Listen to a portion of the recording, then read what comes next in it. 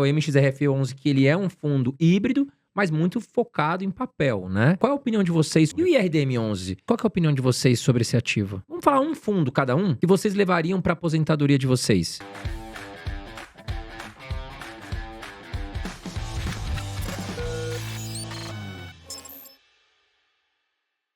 Quais fundos imobiliários vocês acham que, para começar, seguro, mais tranquilo?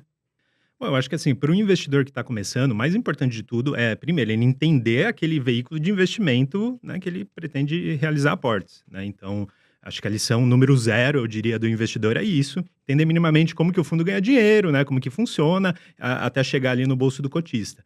E pensando assim, no investidor que está dando os primeiros passos, o ideal mesmo é você pegar as figurinhas mais carimbadas do mercado, né, para você não tomar riscos que muitas vezes você nem conhece, exige-se, né, um tempo de experiência ali para você identificar os principais riscos. Então, assim, pensando em fundos que já são grandes, né, patrimônios muito elevados, portfólios muito diversificados, né, que já tem uma gestora ali com um track record, né, bastante robusto, um histórico, né, de boa governança, né, então eu iria primeiro por esse caminho. Aí tem alguns exemplos ali na indústria, né, como por exemplo o BTLG, hoje de logística, a gente gosta bastante, né.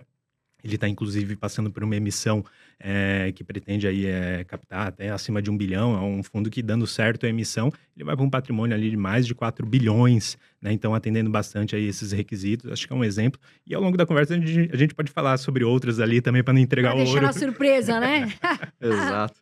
Bom, é mais ou menos nessa mesma linha, né? Porque eu entendo que o investimento é um jogo onde a gente não deve buscar acertar, e sim não errar.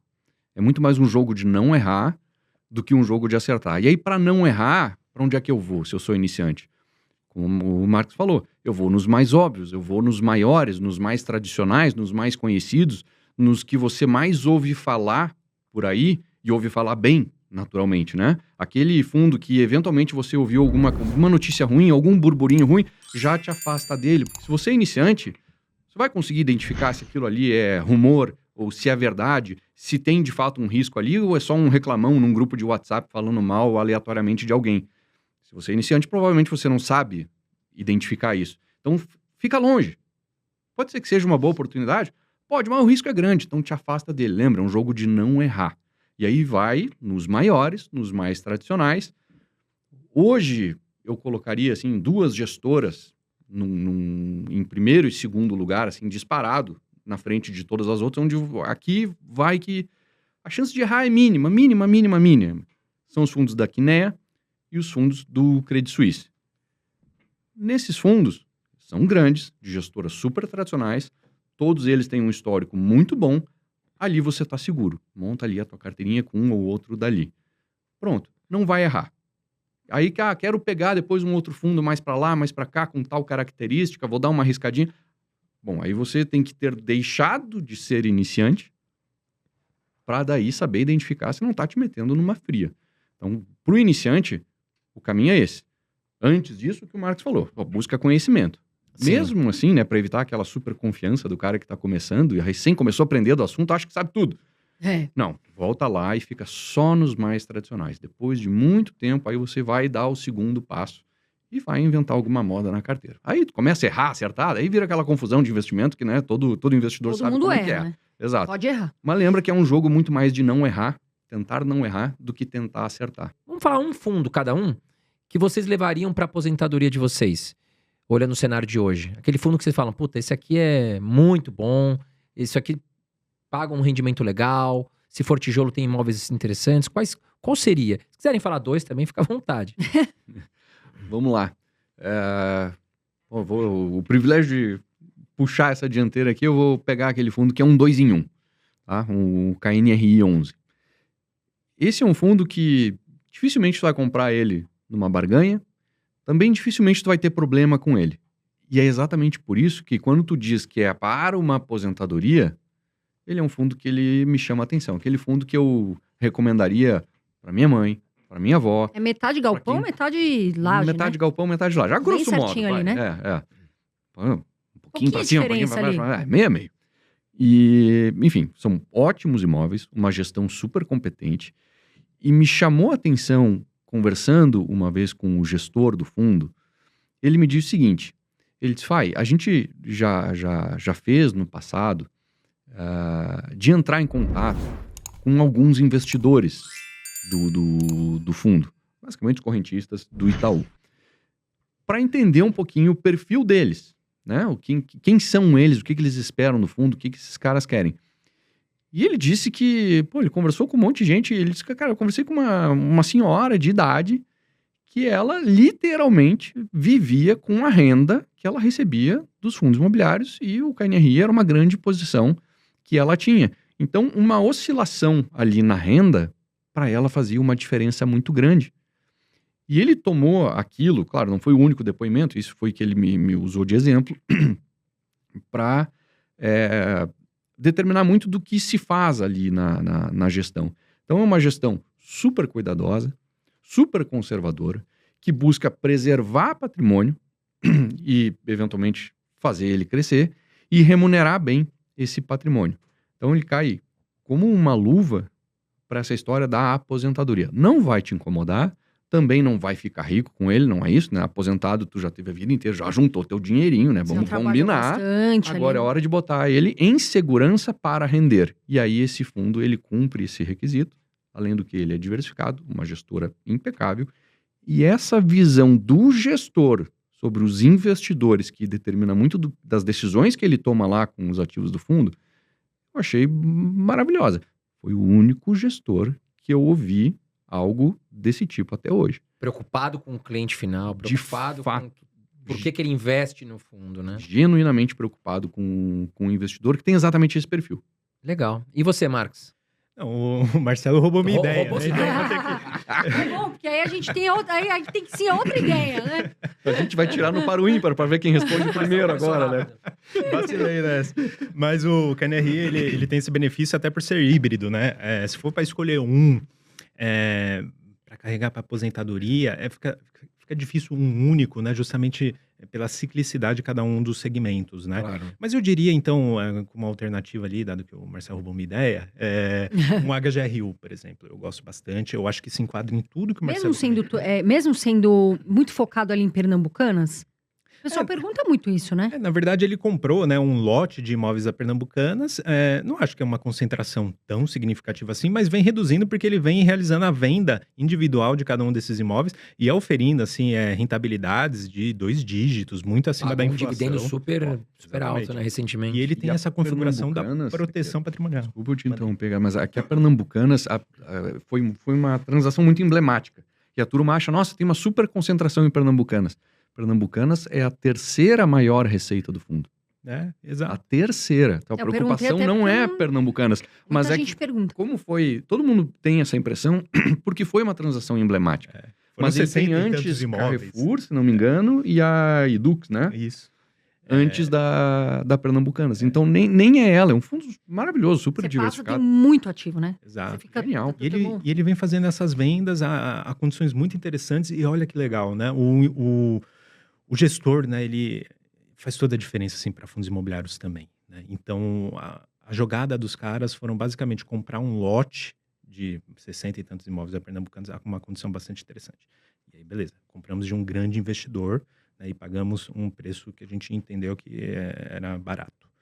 E aí ele começou a vender individualmente esses imóveis para pequenos investidores daquelas cidades, né? Então a gente no Brasil ainda tem muito disso, né? Sim. Então o investidor, muitas vezes assim já consolidado, quer um imóvel para sua aposentadoria, né? E né, daquela região, ele gosta de comprar imóveis na região onde ele reside, do interior de São Paulo, por exemplo.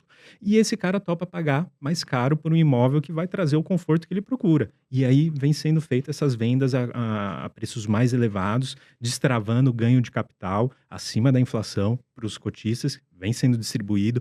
Um negócio que eu acho muito legal da CSHG, vamos ver se isso se mantém, né, daqui em diante com essa movimentação para o Pátria, mas é basicamente distribuir os ganhos extraordinários só no final do semestre para trazer a previsibilidade, né, do pagamento de rendimentos para os seus cotistas, que configura também no que o Marcelo comentou, dessa importância, né, para o investidor que está procurando ali uma estabilidade dos seus rendimentos para a aposentadoria. Então acho que se qualifica bastante nisso. E os imóveis de varejo em questão, eu entendo assim que a ciclicidade deles é diferente, assim, por exemplo, de lajes corporativas, que é super sensível à atividade econômica, né, o próprio logístico, que tem uma dinâmica diferente. Então, eu viria com essa ideia aqui, se fosse para dar uma dica, a HGRU muito em função disso. Agora, é um fundo que ele não está negociando hoje a um preço super atrativo. Eu esperaria um segundo momento, porque ele vai chamar uma emissão de cotas em algum momento aí nos próximos meses, né, como ele vem negociando bem acima do patrimonial, mesmo com custos associados ali à emissão, deve vir a uma condição mais interessante do que o atual patamar de preço. Mas é um fundo que realmente eu entendo que é para carregar para longo prazo mesmo. Tem muita gente que nos segue aqui que pergunta do MXRF11, que é um fundo que negocia já com seu PVP acima de 1 já faz um bom tempo. Mas mesmo assim a gente vê pessoas na internet recomendando, falando que é um ótimo fundo, que mesmo assim continuam comprando. Nós temos a nossa visão, eu e Carol, claro que a gente quer saber de vocês, né? O MXRF11, que ele é um fundo híbrido, mas muito focado em papel, né? Qual é a opinião de vocês sobre o papel, que hoje tem quase 1 milhão de cotistas, ou se bobear já até passou de 1 milhão? O que vocês acham, Marcos, se quiser começar agora? Não, assim, eu não vejo, assim, problemas com o MXRF. Eu acho que ele foi um dos primeiros fundos que trouxeram esse conceito de base 10 e junto com um distribuidor ali, né, que é a XP, né, que também ali é a gestora, né, também faz parte do grupo XP, acabou proporcionando essa grande pulverização da base, que eu acho que é um benefício importante, um fundo que negocia talvez os mais líquidos aí do mercado. Né, em termos de carteira, assim, eu não vejo, assim, grandes problemas na carteira dele. Tem a questão das permutas financeiras, né, são pimentinhas, vamos dizer assim, mas sem grandes problemas. Agora, a minha questão com o MXRF sempre foi essa também, né, então é um fundo que, ok, né, bom, dificilmente vai trazer grandes surpresas negativas para o seu investidor, mas aquela história, né? Tendo em vista que a análise, né, de qual investimento devo fazer hoje é sempre relativa, por que não um outro fundo, né, negociando a um preço muito inferior e com perspectivas tão boas quanto em vez dele? Né? A gente já viu muitos casos aí na indústria, né, de fundos que negociaram durante longos períodos com grandes prêmios sobre o valor patrimonial. E aí muitos investidores falam, não, tudo bem, acima do patrimonial, né, vou pagar aqui um prêmio de 10% pela qualidade da gestão e tudo mais, mas uma hora o mercado ajusta, né? Então tem essa possibilidade. E aí, né, todo aquele rendimento que você teve foi corroído pela desvalorização, né, do preço da cota do capital investido, porque você acabou comprando ele um pouco mais esticado. A gente prefere ficar de fora muito em função de preço, né? Então, basicamente, dado isso, assim, mas não tenho nenhuma objeção além do valuation aí do fundo para fazer. Assim. O que você acha, Marcelo? Cara, bem nessa linha, assim, e me chamou a atenção uma coisa que tu falou assim, pô, muita gente fala desse fundo, né, por isso que ele é popular. Às vezes as pessoas falam do fundo justamente porque ele é popular. Que muita gente que fala, às vezes, é só produtor de conteúdo. Sim, aí o cara que produz conteúdo, ele fala do que as pessoas querem ouvir. E se esse é um assunto que está em alta, o cara fala daquilo. Então aquilo se retroalimenta. Sim. E isso possivelmente tem alguma influência na demanda por esse papel que faz o preço se manter ali em cima. E a cota barata, acho que também é um chamativo, né? Também ajuda. E é um fundo Cota com barata, histórico. assim, o valor, né? Acessível. Que tá em R$10. É acessível. Não é que tá barato, tá caro, na minha opinião particular, mas... Eu também acho ele caro. É um fundo que, para mim, ele é recomendação de compra num preço abaixo desse. Uhum. Então, assim, se ele estiver abaixo disso, ali é compra. Acima daquilo, quem conseguiu comprar fica, mas eu não entendo que seja um preço que justifique você vender ele. Porque... Eu não vendi. Não, O André vendeu, eu não vendi. Acho que não é para tanto ainda. Isso também, eu dizer que não é para vender, vai um pouco da característica do investidor, Sim, que é claro. o que eu acabo recomendando para a maioria dos meus assinantes, que são investidores no máximo intermediários. A maioria, tá? É girar o mínimo possível a carteira. Porque toda vez que a gente gira a carteira, a gente tem a chance de errar. Cometer erros, exatamente. Então, assim, cara, já acertou, comprou um fundo bom, bem, deixa ali. Ele vai te gerar aquele rendimento, tu vai reinvestir nele ou em outro. Aqui tu já acertou. Para justificar tu mexer ali, correr o risco de errar, tu pode errar na venda e pode errar na compra depois, o que tu vai fazer com esse Exatamente. dinheiro. Então, deixa quieto ali, o preço tem que estar muito fora, ainda mais caro, para que eu diga para a turma lá, ó, vendam de fato esse fundo e coloque esse dinheiro em outro lugar. Então, basicamente, até um determinado preço é compra, dali até um outro, deixa como tá. Aí, se ele esticar demais da conta, aí sim, aí eu vou dizer, ó, vende aí, porque se passaram, Muito caro. caro demais da conta. E o IRDM11, que também é um ativo com bastante cotista, que teve algumas quedas aí nos últimos meses, voltou a dar uma respirada, mas a gente recebe muita pergunta também. Fundo de papel andou apanhando, tá com um valuation, se a gente for olhar ali preço-valor patrimonial, se eu não me engano, tá até um pouco abaixo de 0,9, mas qual que é a opinião de vocês sobre esse ativo? Quer começar dessa vez? Senão eu toco aqui. Vamos lá. Qual é a impressão e opinião que eu tenho do Iridium?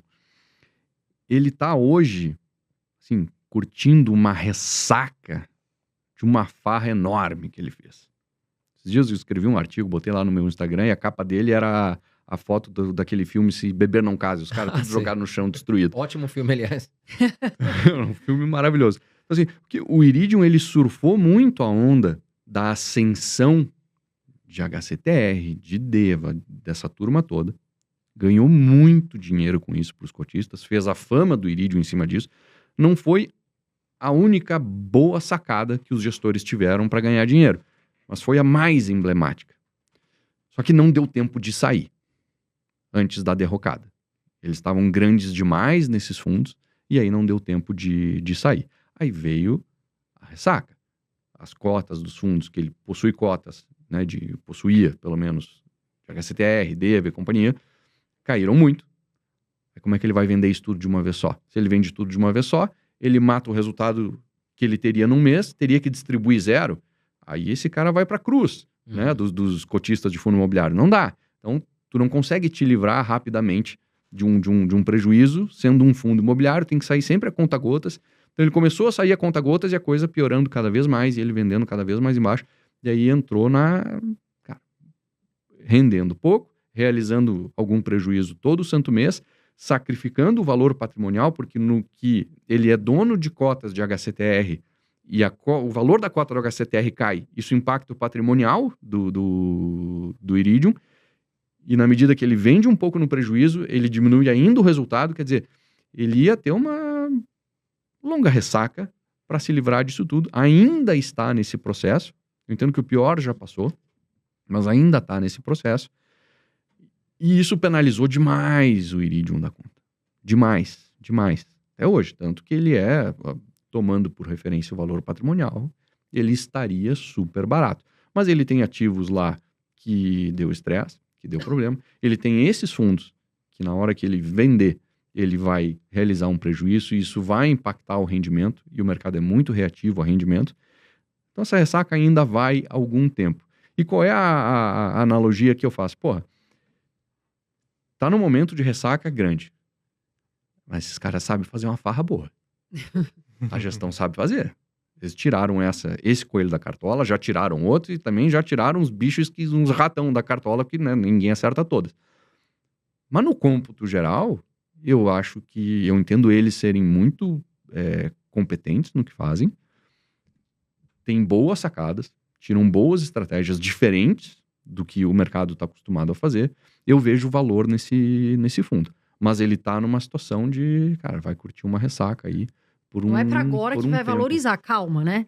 Ainda tá passando a ressaca ali. Talvez não seja para agora, talvez seja. Isso é uma coisa que também é difícil, né? Quando que vai subir? Não faço a menor Ninguém ideia. tem bola de cristal, O fato né? é que agora ele tá, dado o tamanho dos problemas que ele tem Mas tá e o atrativo. tamanho do desconto, eu entendo que tem oportunidade ali.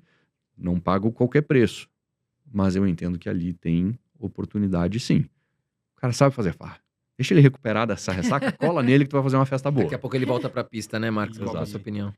Acho que é por aí, e tendo em vista essas dificuldades que o Marcelo já destacou e também alguns outros CRIs da carteira do IRDM que estão passando por dificuldades, acho difícil ser um caso assim que ele vai fechar para o patrimonial dele. A questão é o quanto de desconto ele tem.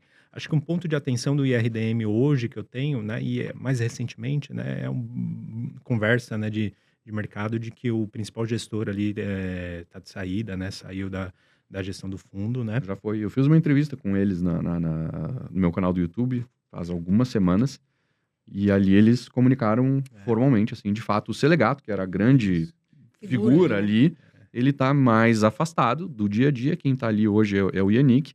Segundo eles, os processos funcionam e tal. Então, assim, Isso é mais uma coisa que eu entendo que no preço eu ainda consigo ajustar. E aí, no preço certo, eu ainda entendo que o Iridium faça Eu, sentido. particularmente, nesse caso, eu vejo um ponto de atenção, porque o Selegato, com todas essas dificuldades que enfrentou ali, né? Talvez errou a dose, né, na alocação aos high yields e tal. Sempre foi um cara que é a principal frente do fundo e muito habilidoso na giro de carteira, seja em fundos imobiliários e seja em CRIs. Quando você perde esse cara, fica a dúvida quem ficou, vai ter essa Quem vai fazer a qualificação gestão, também, né? principal. Se vai por esse caminho também, é uma incerteza. Tá? Não acho que venderia a esse preço só por isso, mas é uma dúvida que me leva a continuar a ficar de fora. Você fica de fora, tá?